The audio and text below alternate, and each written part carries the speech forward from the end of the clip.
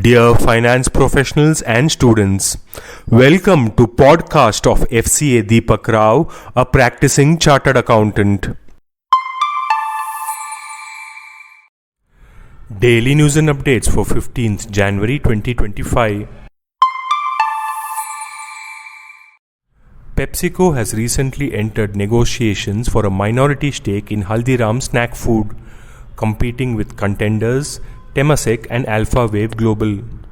The Aggarwal family, seeking their first external investment, expects a valuation of rupees 85,000 to rupees 90,000 crore.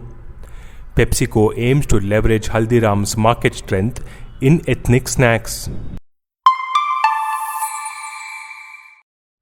The Indian rupee reached an all-time low at 86.63 against the US dollar due to a stronger dollar and various global factors.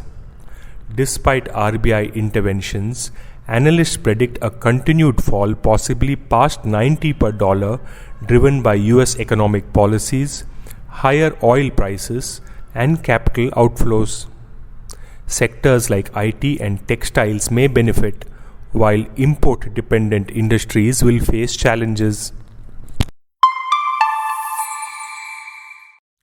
Goods and Services Tax registered taxpayers who wish to apply for GST Amnesty Scheme 2024 under Section 128A announced in Budget 2024 should note about a procedural change in filing its application.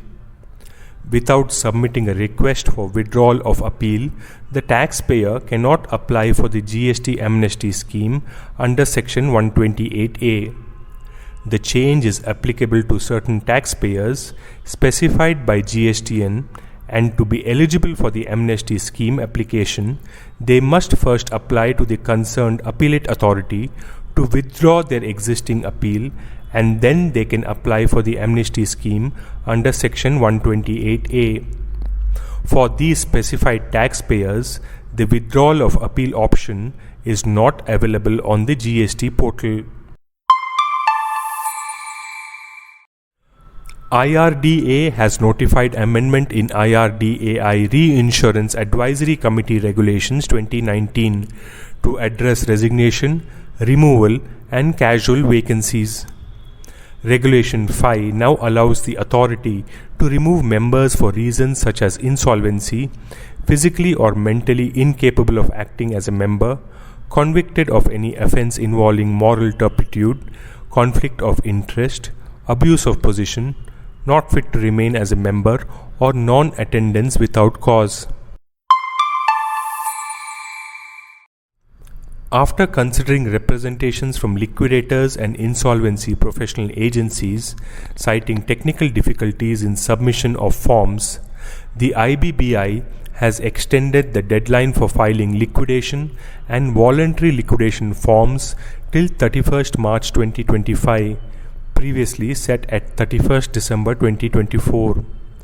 Further, insolvency professionals must ensure the information submitted in the forms is accurate, truthful, and consistent with the supporting documents attached. IRDAI has notified the IRDAI Regulatory Sandbox Regulations 2025. The objective is to promote innovation in the insurance sector and facilitate the creation of regulatory sandbox environment. A regulatory sandbox means an environment used in the financial services sector that provides testing ground for new business models, processes and applications that may not necessarily be covered fully or are not fully compliant with existing regulations. This podcast is sponsored by Sound of CA. We share because we care. Vande Mataram, Jai Hind.